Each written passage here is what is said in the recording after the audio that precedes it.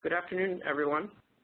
Thank you again for joining us for today's webinar on the MMA Final Rule, recently released and going into effect on December 5th. My name is Mark Hendrickson, and I am the Director of Sciences and Regulatory Affairs at GPhA. We are fortunate to have with us today Mr. Karst of Hyman, Phelps & McNamara to walk us through the complex and lengthy rule. But before I pass it over to Mr. Karst, I just wanted to offer a few reminders. For today's webinar, all lines are currently muted, but following the presentation, Mr. Karst will take your Q&As. Please enter your questions in the text box at the lower right-hand part of your screen, and we will attempt to get to as many questions as possible depending on the amount of time remaining. Also, please take into account GPhA's antitrust considerations during our conversations today, as we have at most of our meetings and board meetings, task force meetings, and so forth.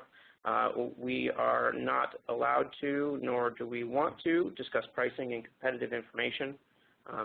And also, please note that today's presentation is being recorded for future viewing and future use.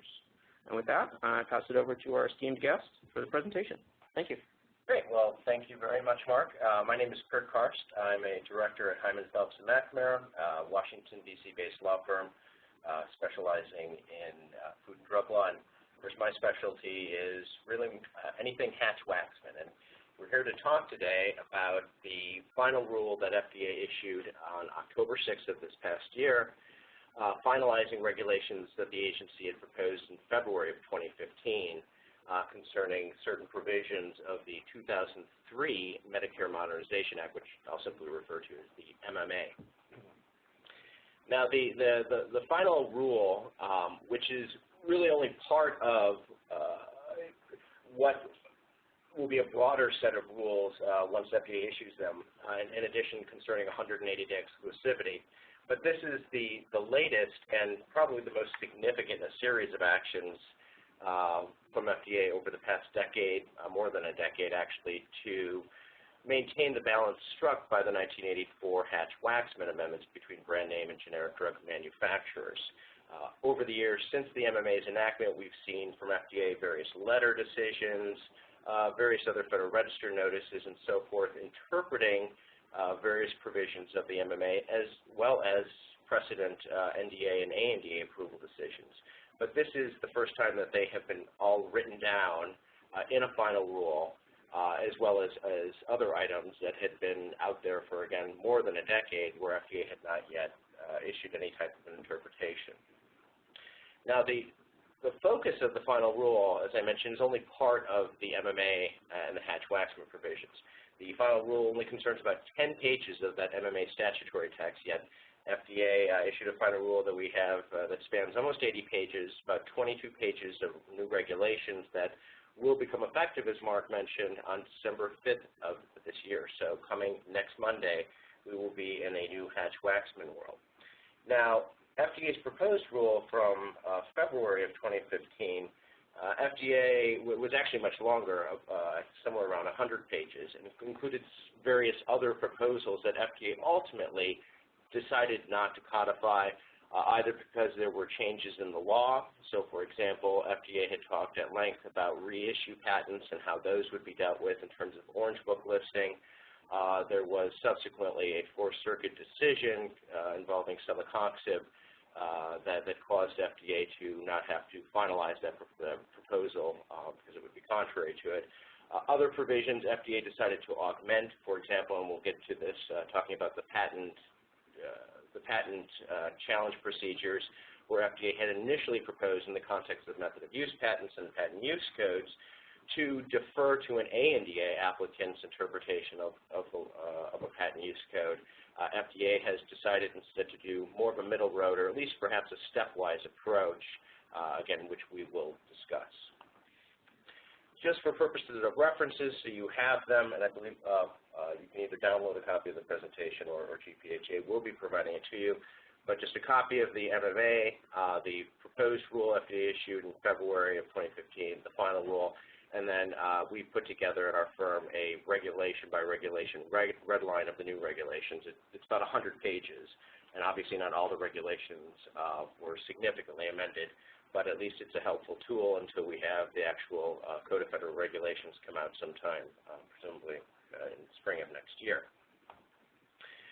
So we're going to tackle about a dozen or so topics during this presentation. As I mentioned, the rule is long, at around almost 80 pages, and it is exceedingly detailed. If anybody has picked it up to read it, they'll quickly realize that it's not good bedtime reading, since you will quickly fall asleep. So for those who haven't gone through it in detail yet, certainly urge you to do so, because there is a lot of detail that would take us days to explore and get into. But want to talk about 12 subject matter areas, I guess, if you will, and some of the issues discussed therein. So first one being, again, submission of patent information. FDA makes various revisions and streamlines the requirements related to patent information submission. So, for example, for patents that claim the drug substance and/or the drug product, and that otherwise meet the statutory and regulatory requirements for patent listing, FDA is now instructing applicants when they submit their forms to FDA, both on the 3542A as well as the final 3542 form, to only identify one basis. If it's a drug product and a drug substance patent, they can identify it either as a drug product or as a drug substance patent. Both no longer need to be identified. To what extent that may cause some difficulty for NDA applicants having to certify remains to be seen.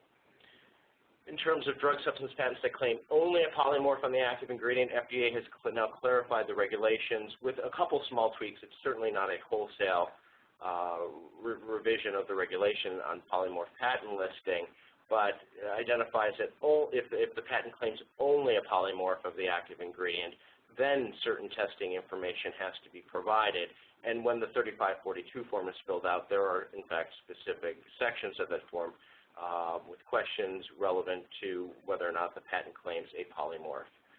Now, presumably FDA will, within the coming days or weeks, be coming out with I'm guessing, a revised patent listing form and other information so that sponsors can accurately now complete the information, since there have been various changes to FDA's regulations, including, as we'll talk about later, patent use codes and how those are to be dealt with.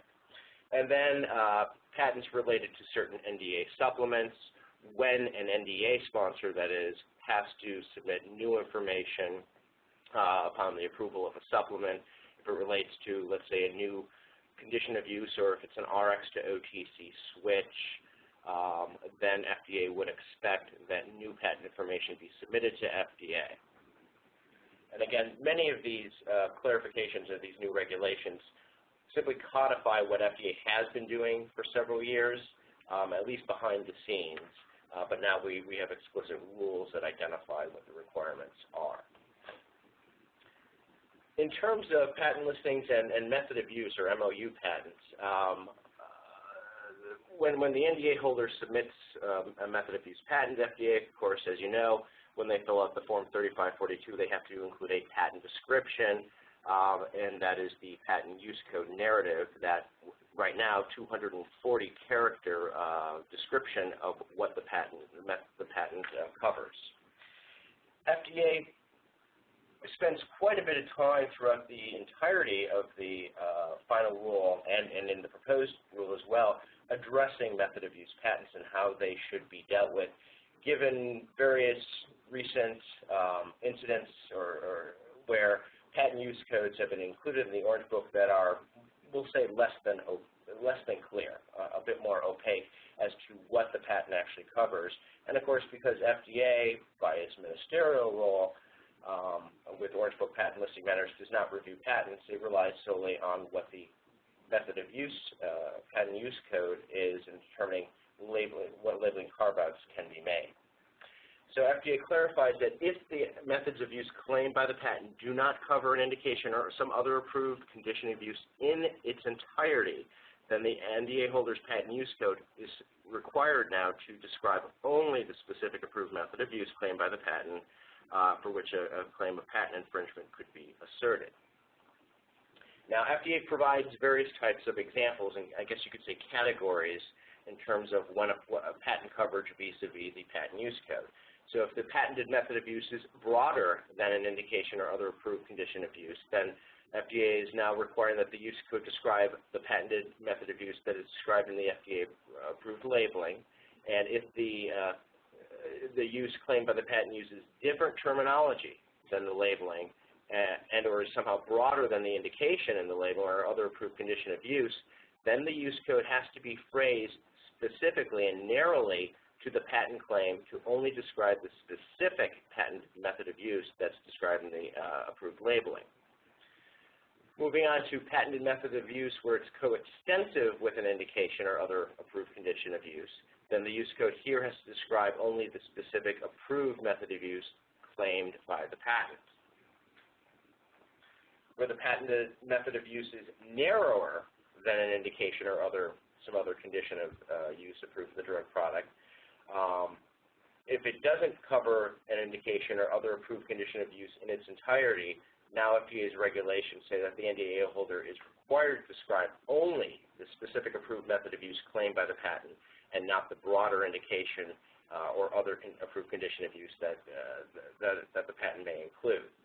In other words, FDA is trying to really couch in and make sure that these patent use codes that are put in the Orange Book are specific to the patent claims vis-a-vis the approved product labeling, such that you don't get, for example, a patent that, let's say, covers some novel dosing regimen for a particular indication. It's not the indication that goes into the Orange Book as the patent use code, but in fact the specific novel dosing regimen. So FDA, in one example they actually used in the final rule, saying that exact same thing here, that the use code has to specifically describe the protected dosing regimen for a patent that claims a novel dosing regimen, and not only the indication to which it relates. So if the method of use claimed by the patent doesn't cover an indication or some other condition of use, again, in its entirety, an NDA holder's submission of that use code has to describe the entire indication or other approved condition of use. If they do that, would violate FDA's regulations. Again, trying to couch in and make sure these patent use codes are quite specific to the patented use vis-a-vis the approved product labeling. And we'll get to what happens if there is an overbroad or ambiguous use code in the Orange Book shortly. First, we'll talk about timing of submission of patent information, and this is going to be particularly relevant to ANDA applicants and when it comes to 180-day exclusivity. So FDA now expressly describes in its regulations its current practices with respect to patent listing information that hasn't been submitted to FDA within 30 days after patent issuance. FDA is not requiring an applicant with a pending ANDA or a 505(b)(2) application to certify against that untimely filed patent. Previously, FDA's regulations were not as crystal clear on this. Nevertheless, certainly via various approval decisions and other exclusivity decisions FDA has issued through the years, this has become quite clear. Untimely filed patent information will neither delay approval of a pending ANDA or B2 until patent expiration, nor require a carve-out because you don't have to certify to it because it was untimely listed. FDA now expands in its final rule the categories of untimely filed patent information to include amendments to NDA holders' descriptions to use codes if those changes are not submitted within 30 days of patent issuance, within 30 days of approval of a corresponding change to the product labeling, or within 30 days of a decision from the Patent and Trademark Office or a federal court that somehow alters the construction of the method of use claim of the patent. There have been a couple of instances over the years where sponsors have, without any trigger, decided to alter a patent use code for their drug product, again, not tethered to any type of a labeling change or court decision or patent issuance. They simply made a change to the patent use code. FDA is now saying here that these types of changes have to be tethered to some event, either a court decision, a PTO decision, labeling change, or patent issuance, and that other changes outside of that the random patent use code change will be considered untimely. Thus, an ANDA applicant would rely on and revert to the original use code outside of any type of a changed use code. In terms of patent information submission date, FDA now clarifies that the submission date of patent information provided by the NDA holder after approval will be the earlier of the date on which the Form 3542 is date stamped by FDA's central document room, or when the form is officially received by FDA in an electronic format. There are, of course, still companies that submit patent information to FDA by a courier once a patent is issued on a particular Tuesday, which is then sent and date stamped to the FDA's document room, but FDA now clarifying it will be the earlier of the two, whichever one is received first. And again, these revisions are intended to facilitate prompt listing of Orange Book patent information to assist ANDA applicants. Correction or change of patent information. And this is perhaps one of the more, or was initially one of the more controversial topics in FDA's proposed rule, which again, as I mentioned as we started this out, FDA has altered somewhat. Perhaps we'll see it as part of a stepwise approach. It'll depend how successful this is. So FDA is now clarifying and enhancing the patent listing dispute procedures that govern challenges to the accuracy of Orange Book listed patents. You might recall FDA's, I guess now current, soon to be out of date regulations at 31453F simply said that anybody can submit a request to FDA seeking a correction of or disputing Orange Book patent listed information, and FDA would simply take that correspondence, submit it onto the brand, and the brand, they either don't respond or they just affirm the patent information. As I mentioned initially, FDA had proposed, particularly with respect to method of use patents, that if there is a challenge, that FDA would ultimately defer to an ANDA applicant's interpretation of a patent use code supplied by the NDA sponsor. They have abandoned that in favor of a middle ground, which we'll talk about. In addition, FDA requires the correction or change of patent information by the NDA holder if, again, the patent or patent claim no longer meets the statutory requirements for listing. The NDA holder is required by a court to amend its patent information or withdraw the patent from the list, or if the term of a patent is extended by the PTO, FDA is requiring that information be submitted to the agency within 30 days of issuance of the patent term extension certificate. Noteworthy, if the sponsor does not meet that 30-day deadline, the patent information, if it is amended later, is not considered to be untimely filed. Again, FDA is just setting an expectation in its regulations that there will be timely submission of this patent information. In terms of patent listing disputes, the new mechanism that FDA creates, it's not yet entirely clear how it's going to work in practice. It's a bit complex. And there will certainly be some bumps in the road as we start this off next week. But it will iron itself out in the process, and we'll get greater clarity as to how this is going to work exactly. But the following slides on them, I'll describe this listing process. So the process, again, doesn't ensure that overbroad use codes will not be submitted to FDA or that they will ultimately be corrected. And in fact, it may ultimately be necessary to go to court as part of a counterclaim to seek a correction or deletion of Orange Book patent information. But this is at least a way for FDA to try and address the situation created by overbroad or ambiguous use codes. Now, for all patent listing disputes, whether we're talking about drug product, drug substance, or method of use patents, FDA is requiring that the patent listing dispute communication contain a statement of dispute that describes the specific grounds for disagreement regarding the listing of or relevance or accuracy of that patent information for the FDA to send it to the applicable NDA holder. So any person, again, probably going to be an ANDA or a 505(b)(2) applicant submitting a patent listing dispute. So if a person disputes the accuracy or relevance of the submitted patent information, they have to provide this statement of dispute and a narrative of no more than 250 words of their interpretation of the scope with respect, in the case of a method of use patent, as to the patent use code that is provided vis-a-vis the patent claims.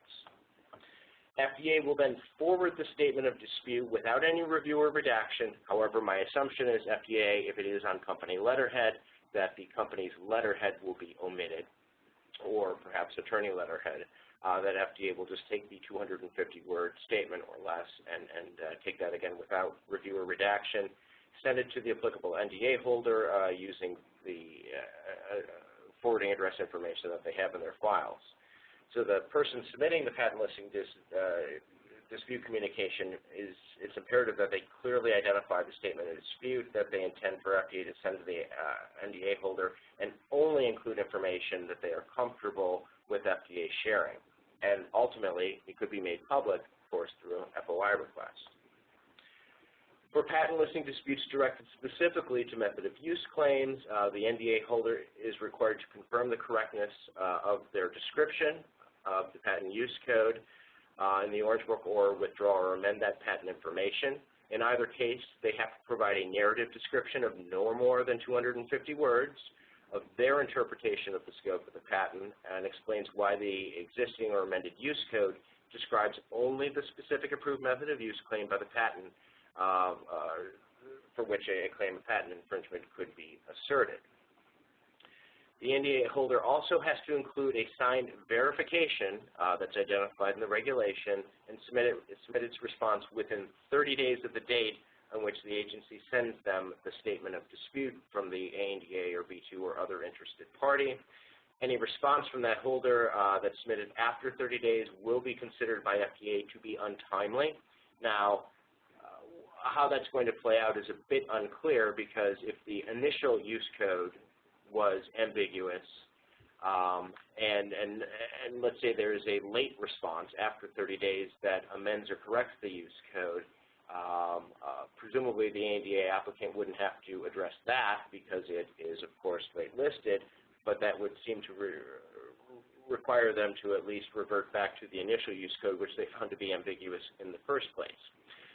If an NDA sponsor does not respond at all, notwithstanding the requirement, we'll see what happens there. I suspect there will be instances in which a brand will simply ignore any patent dispute request, and what FDA will do in response to that, again, is unclear.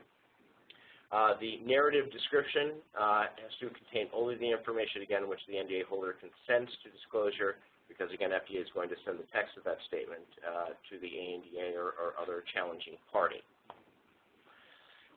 So FDA can consider, they say, the narrative description from the NDA holder to assist the agency in exercising its scientific judgment to implement the carve-out provisions for 505(b)(2) and ANDA applicants. So query whether or not this 250-word narrative, or up to 250-word narrative, is really an extension of the patent use code, which might mean, of course, that NDA sponsors will be a bit hesitant to use their entire 250 words. Shorter is probably going to be better for them in this instance, since, again, it does appear that FDA is considering this to be effectively an extension of the use code. FDA says that to advise potential applicants of the dispute involving a method of use patent and the patent use code, they will post information about the patent delisting dispute on a web page linked to the Orange Book. So coming very soon, we will see some new functionality to, in particular, the electronic Orange Book, identifying patent listing challenges. I don't believe FDA is going to post the specific challenge, but again, or the NDA sponsor's response. However, they may choose to do so. That information, nevertheless, should be able to be obtained through an FOI request, would be my guess. Okay. So paragraph 4, certification timing, we'll get into now. Again, this will have some effect on 180-day exclusivity, and these changes to FDA's regulations come from, again, more than a decade of experience where there have been premature notices in particular.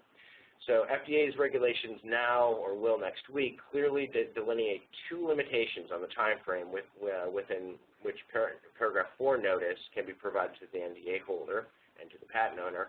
One is the date before which notice may not be given, reflecting FDA's longstanding practice regarding premature notice, i.e. notice sent out before an application has actually been filed, i.e. received by the agency.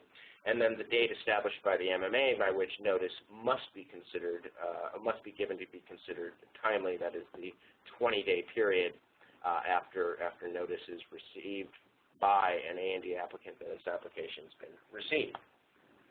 So for an original application, a 505(b)(2) applicant or an ANDA applicant has to send a B2 applicant has to send paragraph 4 notice on or after the date on which the application is filed, and an ANDA applicant must send notice on or after the date on which it receives what will now be termed a paragraph 4 acknowledgement letter.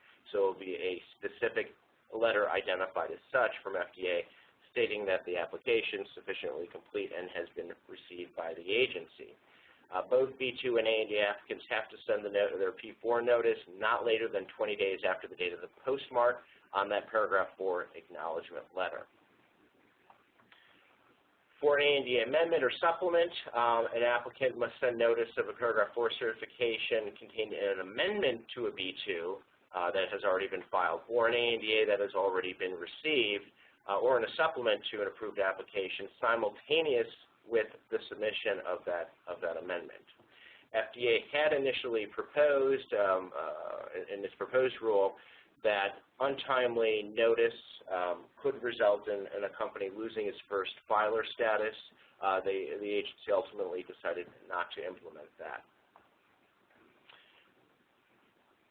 In terms of paragraph 4 certification and FDA's efforts to eliminate what are called serial paragraph 4 certification, so what would be oftentimes the case is, particularly for a product with a non-NCE -1 date, maybe that's been approved, there has not been a patent listed in the Orange Book for it before, but companies knew that a patent was issued or would issue soon and would submit paragraph 4 certifications to this patent every single day until it was listed in the Orange Book, and of course once it was considered listed in the Orange Book, the paragraph 4 certification would become effective and that applicant could qualify for 180-day exclusivity.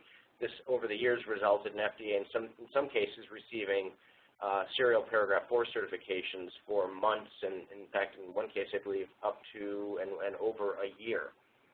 So FDA now establishes that the first working day after the day that a patent is published in the Orange Book will be established as the day before which an ANDA applicant cannot send valid notice of a paragraph 4 certification to that newly listed patent.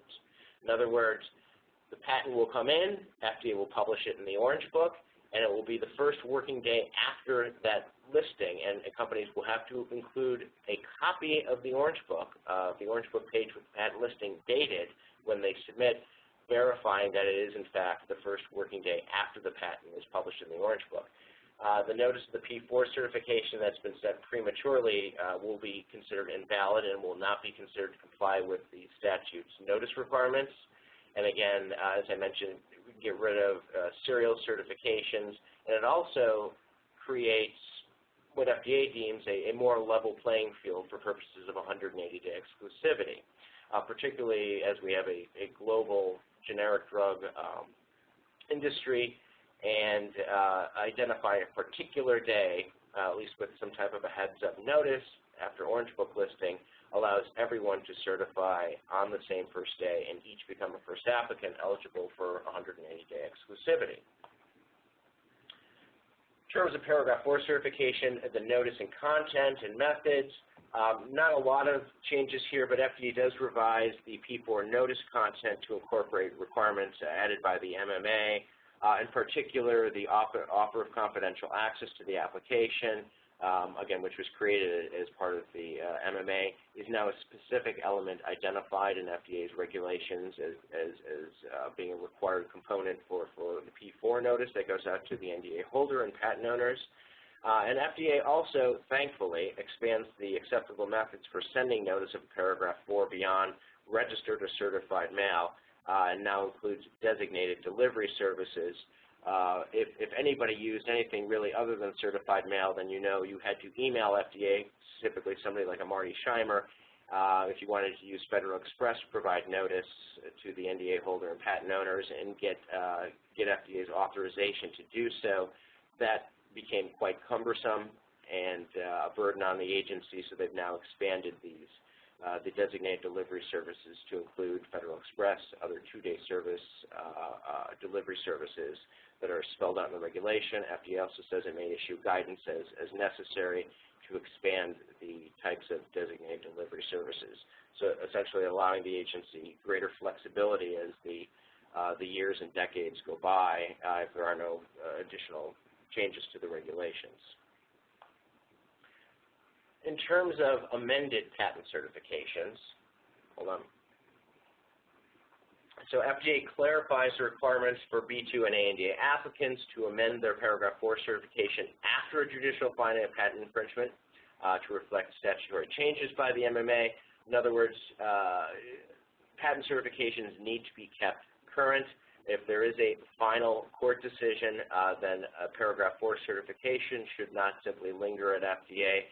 That court decision has to be dealt with in light of the certification that is on file at FDA and, if necessary, changed.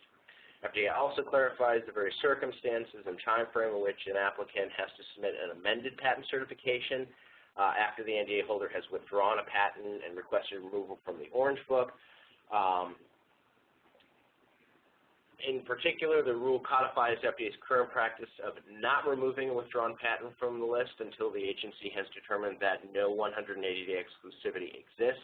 This is a policy and now regulation that FDA has had on the books for several years, at least ever since the Ranbaxy or high-tech decisions back in 2006 or 2008, where the agency will, in light of a sponsor's request to remove a patent from the Orange Book, include a delist request flag and not actually take the patent out of the Orange Book if there is at least a continuing possibility of 180-day exclusivity.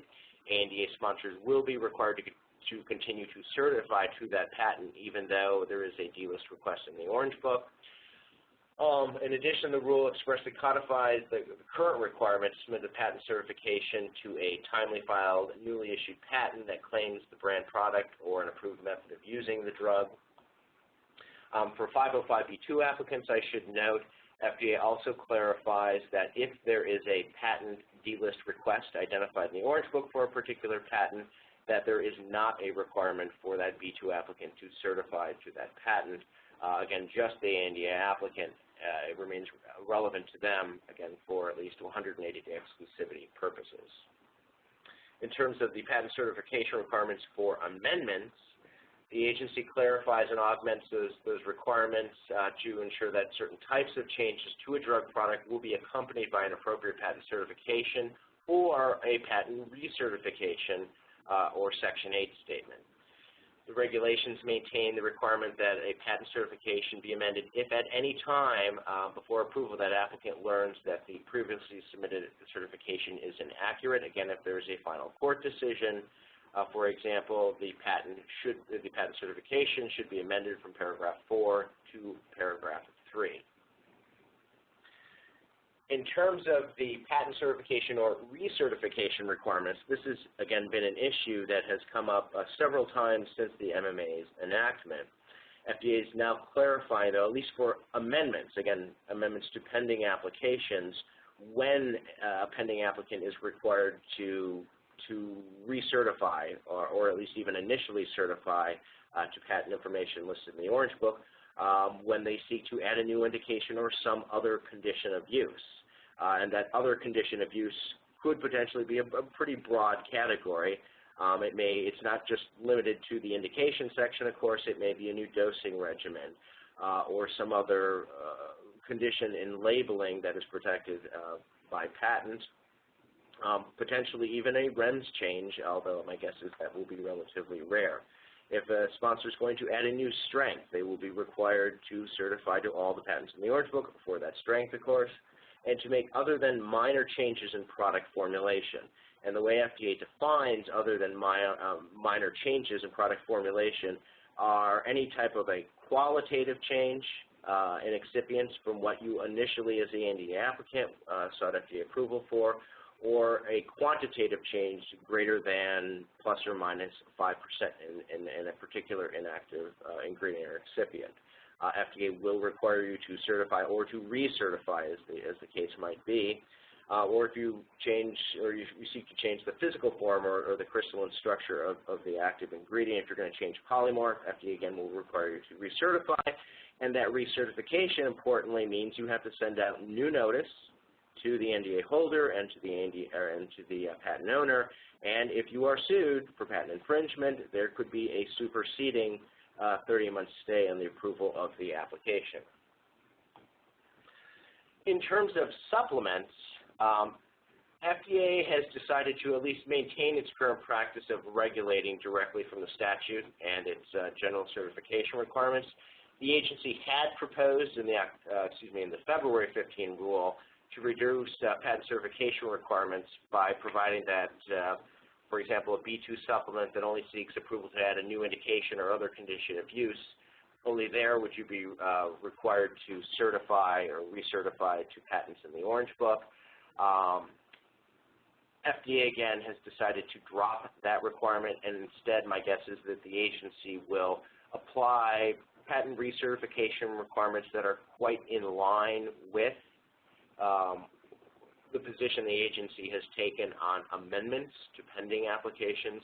In other words, if I, as an ANDA applicant or a B2 applicant, seek to change formulation post-approval or add a strength or add some other condition of use to labeling, that I will be required to certify or again, recertify as the case may be, and approval, let's say, of a reformulation could potentially be delayed by a stay. ANDA B2 amendment and supplement submission limitations, this comes up as a result of two provisions in the MMA that at first weren't entirely clear, but over the past decade or so have become more clear, and FDA's thinking about these statutory provisions and how to interpret and implement them has evolved. So there are two provisions in particular.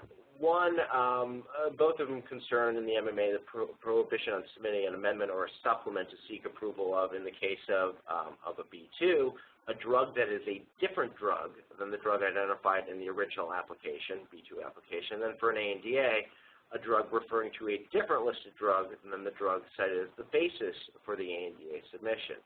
These are essentially parallel restrictions, but FDA, again, has decided now to interpret them a bit differently than one another.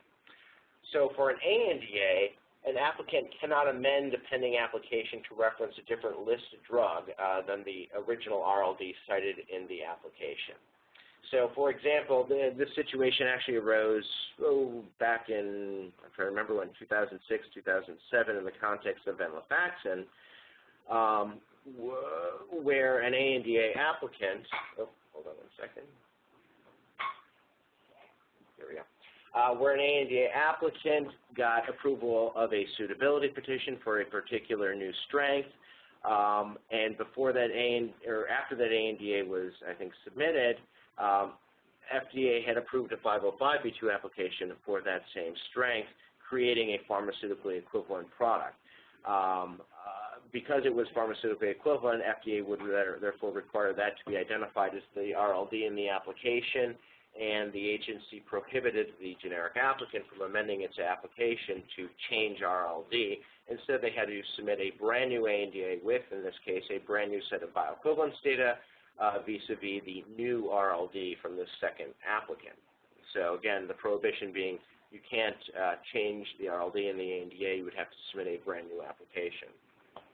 In the B2 context, FDA initially interpreted this provision in a manner very consistent with how they had interpreted the ANDA provision. So if I, as a B2 applicant, let's say, got a complete response letter, and as a result of that, I needed to generate or somehow find additional information or findings, if those findings would come about by virtue of me identifying a new listed drug in my 505(b)(2), FDA interpreted such that that 505(b)(2) could not be amended to add a new listed drug. Instead, the application would have to be resubmitted to the agency. FDA now is interpreting this, the term different drug in the 505(b)(2) submission to mean the actual drug product submitted to the agency. So me as the 505(b)(2) applicant, if I'm going to change an aspect of my drug as initially proposed, let's say again I'm going to change formulation or something else, that could be considered a different drug and therefore would require resubmission. I simply couldn't amend it. So now in the B2 context, I could amend my B2 application to identify additional or new listed drugs if the need comes up. Another, and what I think could eventually be a rather controversial provision, concerns 505(b)(2) applications. And it's a policy that FDA has had now for several years, but the agency is now, for the first time, really codifying it. FDA will now require that a B2 applicant identify a pharmaceutically equivalent drug product approved in an NDA if there is one or more of those products approved out there. So if I, as a 505(b)(2), am going to submit for, let's say, a formulation that is outside of the ANDA requirements, and there happens to be 1, 2, or 3 products out there that are pharmaceutically the same, i.e. same active ingredient, route of administration, dosage form, and strength, FDA will now require me to cite one of those products as a listed drug, even if I don't, as a B2 applicant, need to rely on FDA's findings for approval for that drug product. So FDA will now, in certain circumstances, force a company to identify a listed drug. Again, even though they may not need to in certain narrow circumstances, and certify to those patents, provide notice, obviously potential to be subject to a 30-month stay. There is some choice, at least to some extent, if there are multiple pharmaceutical equivalents out there to my 505(b)(2) proposed drug product, then I may choose among them which one I want to identify as the listed drug. Obviously, if there are multiple products and one has a patent and one doesn't, I'm going to choose the one that does not have a patent, therefore no notice and no potential for a 30-month stay. And the agency here implementing this regulation to ensure that the B2 pathway is not somehow used to circumvent any of the statutory patent certification requirements that would have applied had the company submitted an ANDA to FDA, if they could have. In terms of the date of approval of an ANDA or a B2, the rule describes in a much more comprehensive manner than current regulations the timing of approval of a B2 or an ANDA based on patent certifications or Section 8 statements. For example, when an application can be approved in light of a federal final court decision, let's say finding the patent is valid and would be infringed. The regulations also are revised to reflect the MMA's limitation on multiple 30-month stays of approval. Again, this is something that has been out there for quite a while now. Keep in mind, however, that while there is a general limitation on 30-month stays to a single stay per application, the possibility does arise when a company has to recertify the patents in the Orange Book that there could be a superseding 30-month stay. Again, let's say I seek approval for a reformulation of a product. In terms of initiation of the 30-month stay, FDA clarifies that the stay begins on the later of the date received a P4 notice by any owner of the patent or by the NDA holder or its representatives. So if you have one NDA holder and multiple patent owners, the stay will now be the later of the date of receipt of any of those parties, again, to ensure that each of the patent owner and NDA holder receives the full statutory 30-month stay. Now, typically, there would only be a difference of a day or two.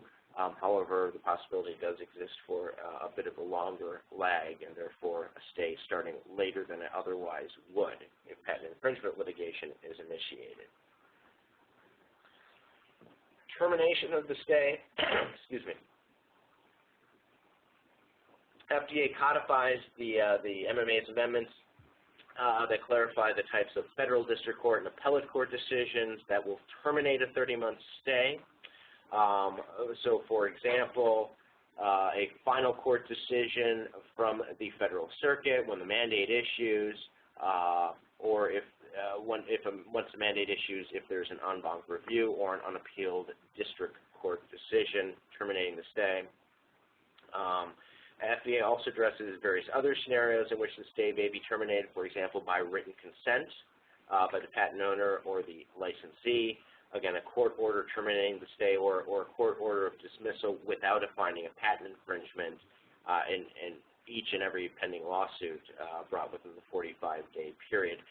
Again, codifying longstanding policy. For example, if there is no patent litigation because of a settlement or other event, then there is no continuing 30-month stay. And of course, it does get terminated by a district court decision with a finding that the patent is invalid and would not be infringed.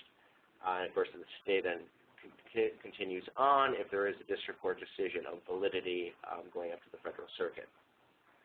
In terms of notice of commercial marketing, FDA updates its regulations to reflect the MMA's provisions modifying the types of events that would trigger exclusivity. As you know, 180-day exclusivity is triggered post-MMA solely by commercial marketing of the drug product approved under the application or the generic applicant's marketing of an authorized generic version of the drug identified in their ANDA.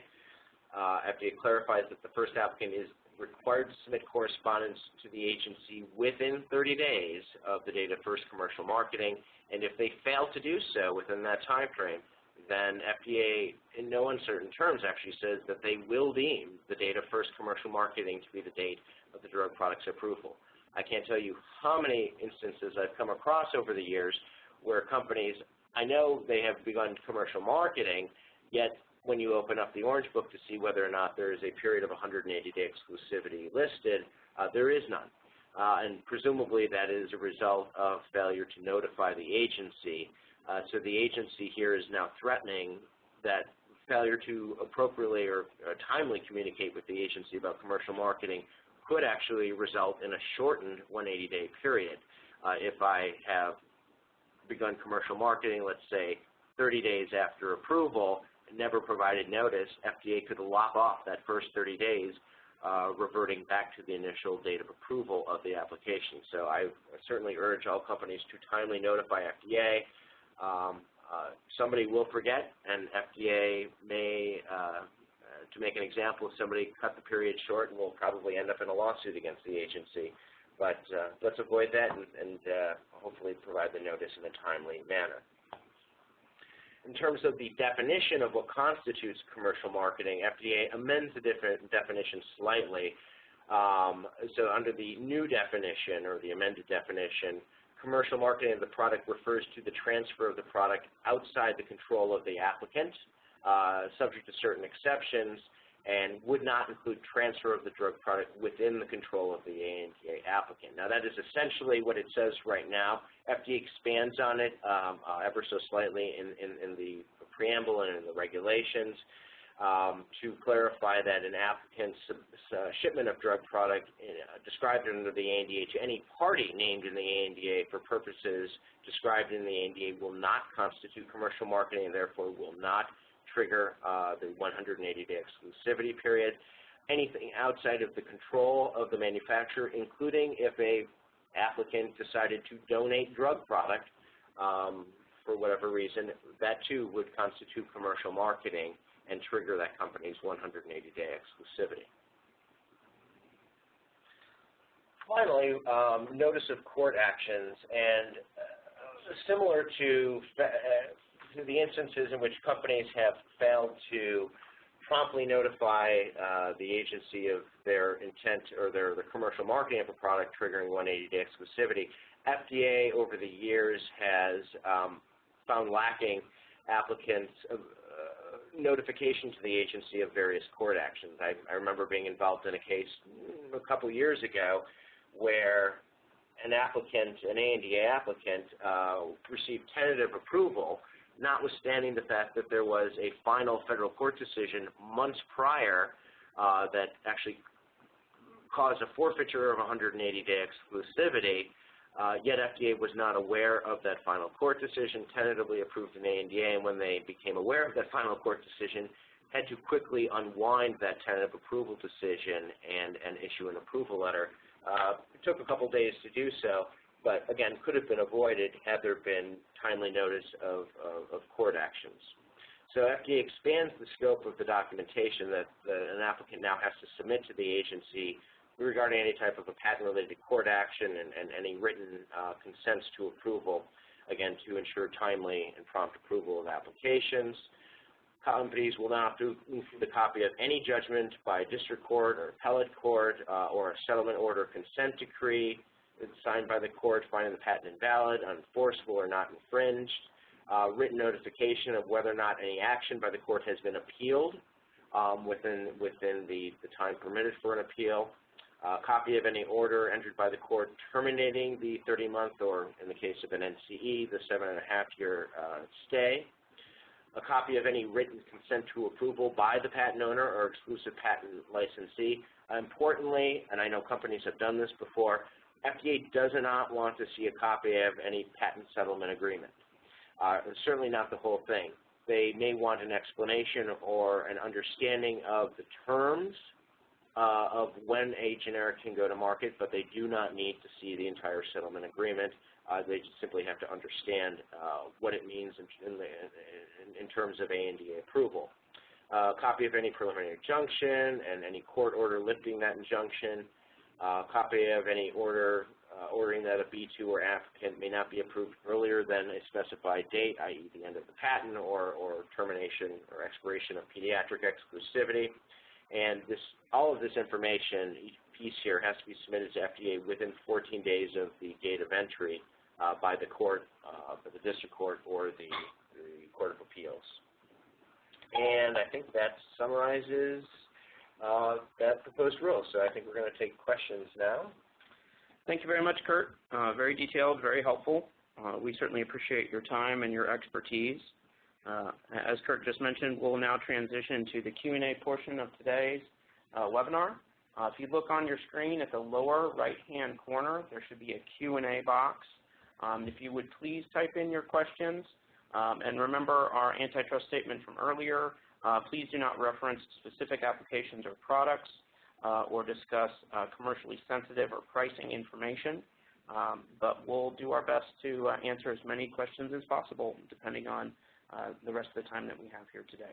Sure. So we have one question here. It says, can a paragraph 4 acknowledgement letter be received from FDA? Oops, it disappeared there, didn't it? Bear with me. So can a P4 acknowledgement letter be received from FDA prior to the acceptance letter in the case of ANDAs? I don't believe FDA will do that. In fact, I think the acceptance letter, it will be the paragraph 4 acknowledgement letter, certainly in the case of an original application, because that P4 acknowledgement letter is really the filing letter in that case, determining that the application is substantially complete and has been accepted. Prior to that date, FDA hasn't made a determination on the substantial completeness of the application, and therefore it would be premature for FDA to send out a P4 notice letter, and of course premature to send out any notice of a paragraph 4. So I really think they're effectively one and the same thing, such that you will have to wait for that acceptance, that receipt letter, to initiate the 20-day period to provide timely notice. Another will slides be circulated? I'm told they will. I'm happy to circulate them following today's webinar.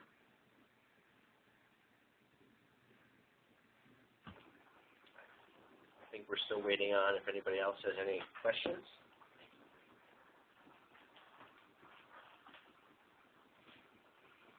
There's another one. So regarding the elimination of serial certifications, what time does the day before the day that the patent is published in the Orange Book end? Let me read that one more time. I see who's asking. Okay, regarding the elimination of serial, what time does the day before the day that the patent is published in the Orange Book end? think the question that's being asked is it Eastern Standard Time? If that's the question, then again, I believe FDA identifies Eastern Standard Time as the date, as the time and date for when the patent appears in the Orange Book. Okay, so if it appears in the Orange Book today, I can't submit today. I have to actually submit the first working day after, which in this case would be tomorrow. Of course, if it's a Friday, it can only occur then on a Monday with a copy again of that Orange Book page, if that was the question that was being asked. Question, does FDA require the notification of the outcome of litigation to include a statement that the patent owner, NDA holder, agrees to an immediate effective date of the application? Notification. If there is an agreement allowing for immediate effective date of the ANDA or a 505(b)(2), FDA would want to receive such notification. Bear with me here. We've got questions coming in. Kurt, if I could also add to that, I know Marty Scheimer and his team are very interested in updates to any kind of legal updates that folks are willing to share with them. In conversations that we've had with that team, they would love any and all legal information that applicants can provide. Got it. Excellent. Another question, is there a standard time each day when the Orange Book is updated? Well, essentially standard. Typically, the Orange Book the electronic version of the Orange Book gets updated around 2 or 3 p.m. every day. I have seen it occur earlier. I have seen it occur later. But if there's a standard time, it would be around 2 or 3 p.m. Eastern Standard Time or Eastern Daylight Time, whichever may be the case. And of course, the cumulative supplement comes out mid-month or so every month. Another question, if the first filer status will not be lost, what then would be the penalty for failure to submit notice to the NDA holder at the same time when the P4 is submitted in an amendment? In fact, you have to, what would then be the penalty for failure to submit notice at the same time? Well, to be clear here, there is actually case law for an amendment if it is not submitted, if the P4 certification is not submitted simultaneous with the P4, if the P4 certification is not submitted simultaneous with the amendment. I believe there's case law to the effect that first filer status, or that the company has not yet perfected its paragraph 4 certification, and if it sends notice after the fact, it could potentially be considered a later filer because it later perfected its paragraph 4 certification. FDA had proposed in the proposed rule in the context of an original application, again, where the statute says that there is a 20-day period to provide notice, that if, for example, I provided notice at day 23 instead of within the statutory 20-day period, that FDA would effectively dock me by 3 days, pushing up my P4 date by 3 days, therefore not making me a first applicant. Again, that is the proposal that FDA had abandoned in the final rule. Again, is there a standard time when the OB is updated? Yes, 2 or 3 p.m. every day. If an ANDA contains 5 strengths, 4 strengths were submitted in the original ANDA, and the 5th one was submitted 1 month after the original application. The patent certification provided in the original ANDA contains certification for all 5 strengths. Do we need to recertify when the 5th strength is being added to the ANDA? Bear with me a moment here. Let's read that again. If the application contains 5 strengths, 4 were submitted in the original, and the 5th was a month later after the original application,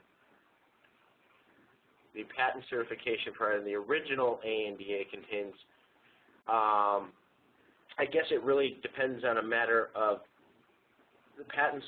I'm not sure if you are referring to certification or notice here. If you later amend, I would certainly, to add the 5th strength, even though it wasn't identified initially in the initial submission, I would certainly include the certification when you actually do amend that pending application to include that 5th strength.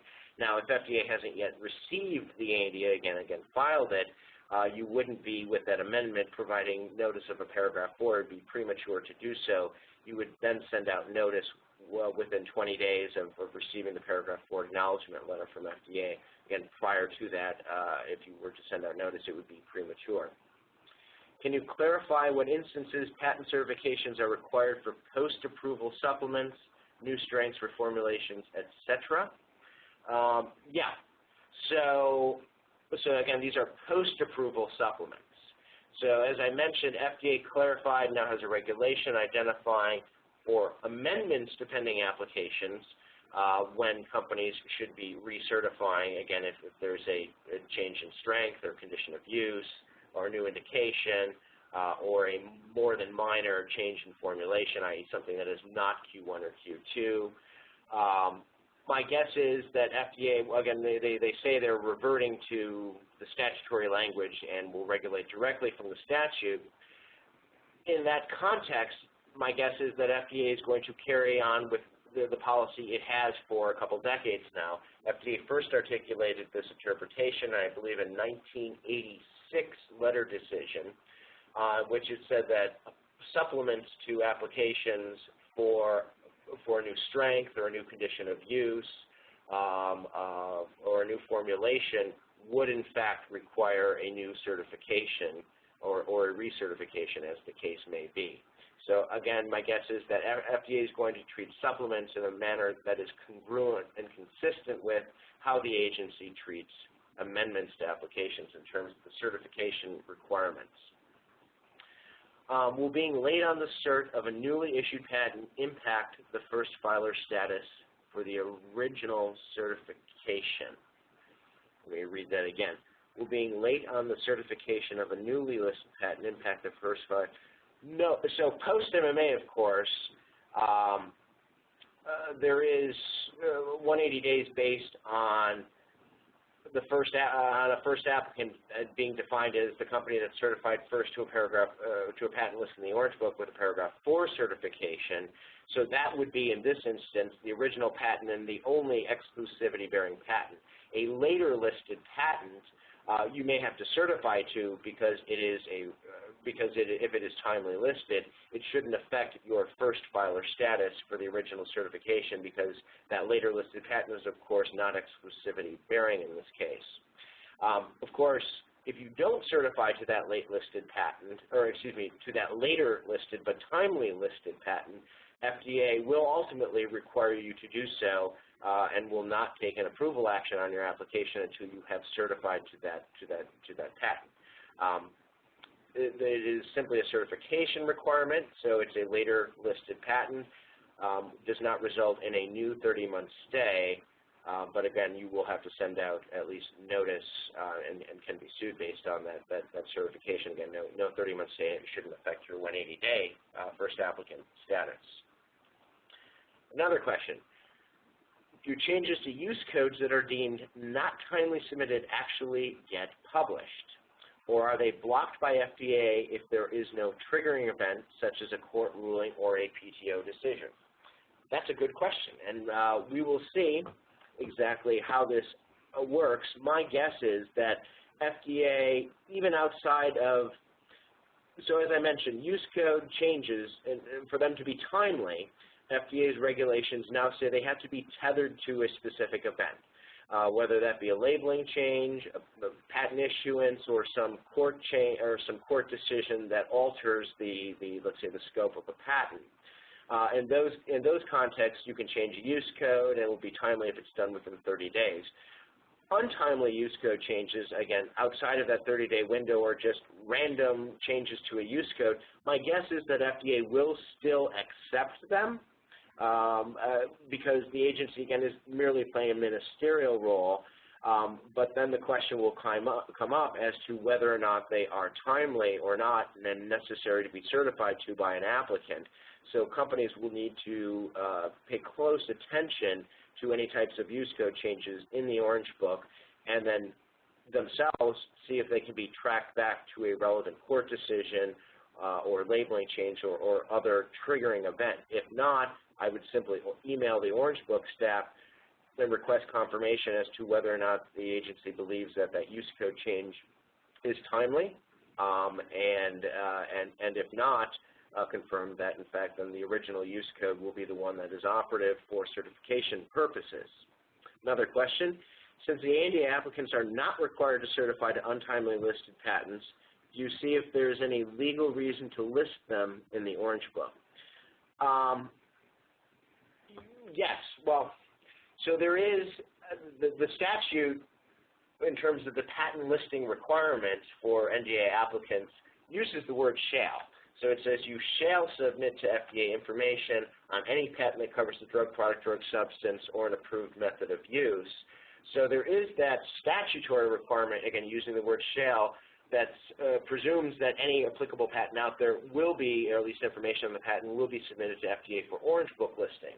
Of course, and I'm sure folks can point to any myriad circumstances over the years where we're aware of a patent and for whatever reason it was not submitted to FDA for Orange Book listing. Keep in mind there is a way to address that situation as an applicant. That is a paragraph 1 certification, not to be confused with the no relevant patent certification. So paragraph 1, if there is a patent out there, it's not listed in the Orange Book, you can certify paragraph 1, but it's really irrelevant to you in that context. And maybe the NDA sponsor decided, notwithstanding the statutory requirement to list, that they didn't want to list because it was a particularly weak patent or there was some flaw in it. Let's see here. I think that is the last question we have here. It looks like we've exhausted all the questions that have come in so far. Any further comments or questions folks would like to type in?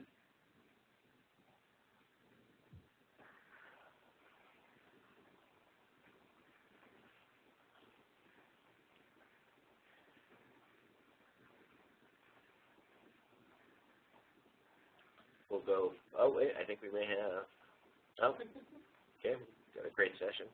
I agree with the comment. I think it was a great session. We were very glad to have Mr. Karst here with us, very special guest today, and certainly appreciate his time.